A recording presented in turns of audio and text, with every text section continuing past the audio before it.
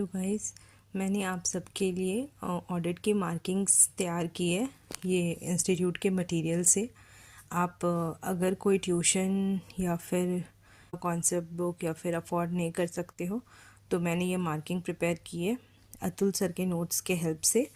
और जो Atul sir Sachin sir पढ़ाते हैं उनका जो कॉन्सेप्ट बुक है उसी से मैंने मार्किंग की है और मैंने भी इसी से पढ़ाई की थी। इस बार मैंने एग्ज़ाम दिया था लेकिन क्योंकि एएफएम पेपर मेरा उतना अच्छा नहीं हुआ है तो I don't think that I will be clearing this time. तो मैंने फिर इससे मार्किंग करके इससे मैंने पढ़ा था क्योंकि आपको एक जो आपका सब्जेक्ट है उसका आपको थोड़ा सा इन डेप्थ नॉलेज होता है और थोड़ा आप एग्जाम्पल्स रीड करते हो तो वो एग्ज़ाम के टाइम क्या है ना, अगर आप कंटेंट भूल भी गए तो आप एग्जाम्पल फ्रेम करके आंसर को बना सकते हैं। इसलिए अगर आप वो कॉन्सेप्ट बुक 500 और 599 समथिंग का है, अगर आप वो अफोर्ड कर सकते हैं then it's best because you have to learn that only. और बाकी अगर आप क्लासेस लेते हो तो सर वही एग्जाम्पल्स बोलते भी है और एक ही चीज़ को 2-3 बार समझाते हैं।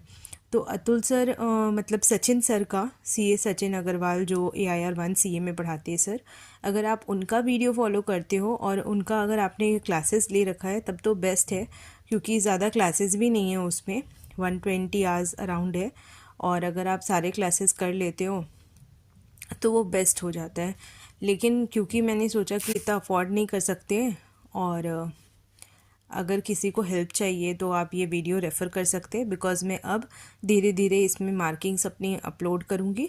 तो आप चैनल को सब्सक्राइब कर सकते हैं और अगर आपको अच्छा लगे तो आप शेयर भी कर सकते हैं। आइए देखते हैं ये मेरा कौन सा एडिशन है।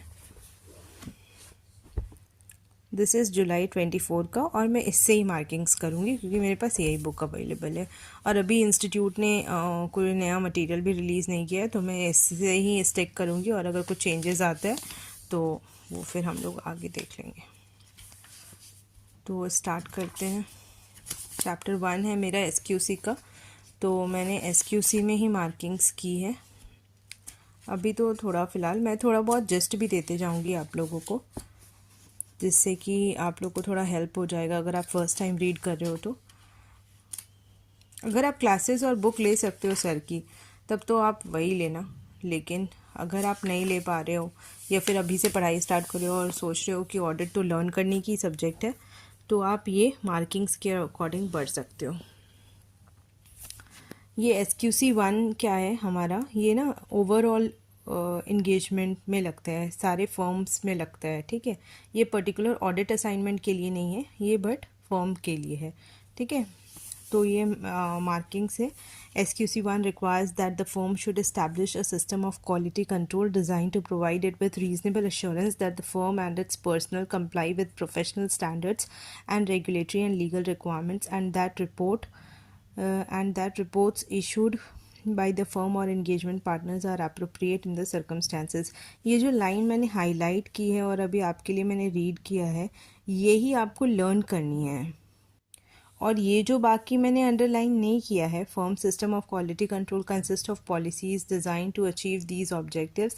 This quality control standard applies to all firms irrespective of their constitution. ये है, ये आपको बस रीड करने के लिए है।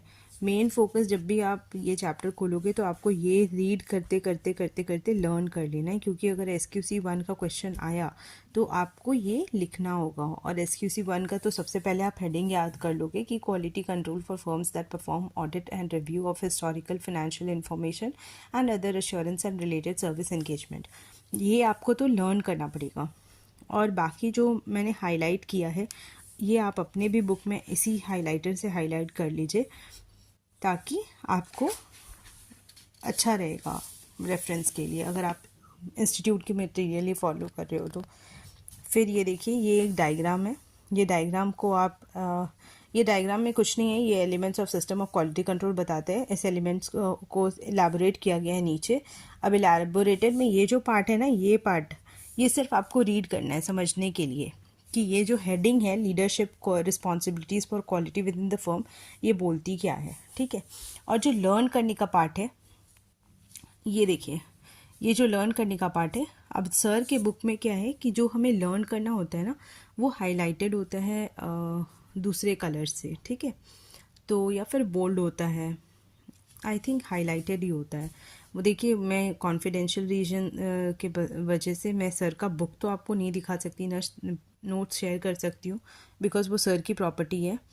बट मैं क्योंकि इसमें से अब देखिए ये क्या है ना, ये इतना बड़ा लाइन है बट सर की बुक में इतना बड़ा लाइन नहीं दिया हुआ है, वो थोड़ा सा शॉर्टकट किया हुआ है, कुछ हटा दिए हैं या फिर कुछ ऐड कर दिए। लेकिन आप अगर एक दो वर्ड एक्स्ट्रा पढ़ भी लोगे तो कोई दिक्कत नहीं है। ये बस मैंने हेल्प करने के पर्पज़ से ही किया है कि ये जो है हाईलाइटेड पोर्शन ये आपको लर्न करना है। मतलब ये पूरे सेंटेंस तो आपको रीड करनी है जब भी आप पढ़ो, बट ये जो हाईलाइटेड पोर्शन है इसे आप 5 बार बोलो ताकि आपको ये कीवर्ड्स याद रहे। मैंने कीवर्ड्स को ऑरेंज से हाईलाइट किया है, और जो रीड करने वाला बार बार रीड करने वाला पोर्शन है उसे मैंने इस कलर से हाईलाइट किया है। और बाकी का जो मटेरियल है वो आप एक रीडिंग में समझ के बगल में कहीं लिख सकते हो कि उसका मतलब क्या होगा, ठीक है। इसी तरीक़ा से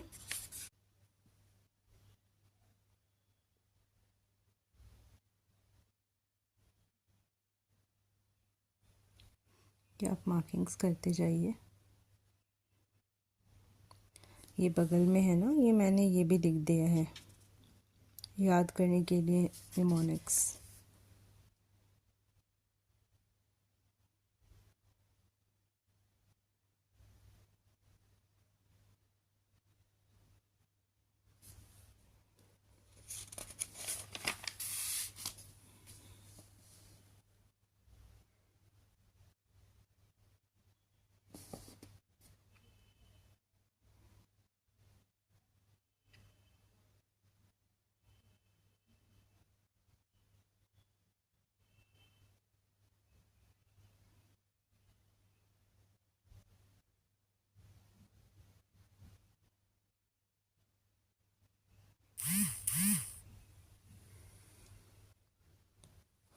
अब ये देखिए यहाँ पे है ना, ये मैंने क्वेश्चन से लिखा है, issues that need to be addressed before deciding to withdraw और पॉलिसीज़ एंड प्रोसीड्यूर्स। ये दोनों क्वेश्चन का आंसर यही है, इसलिए मैंने ये पीछे ना टेस्ट योर नॉलेज में दिया हुआ है ये issues that need to be addressed, तो इसका आंसर यही है।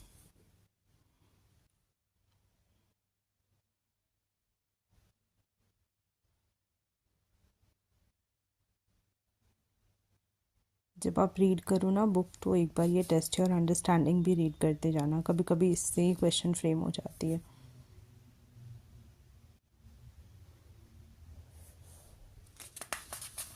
आज हम ह्यूमन रिसोर्स तक की करेंगे, आगे का मार्किंग्स में बाद में अपलोड करूँगी आपके लिए।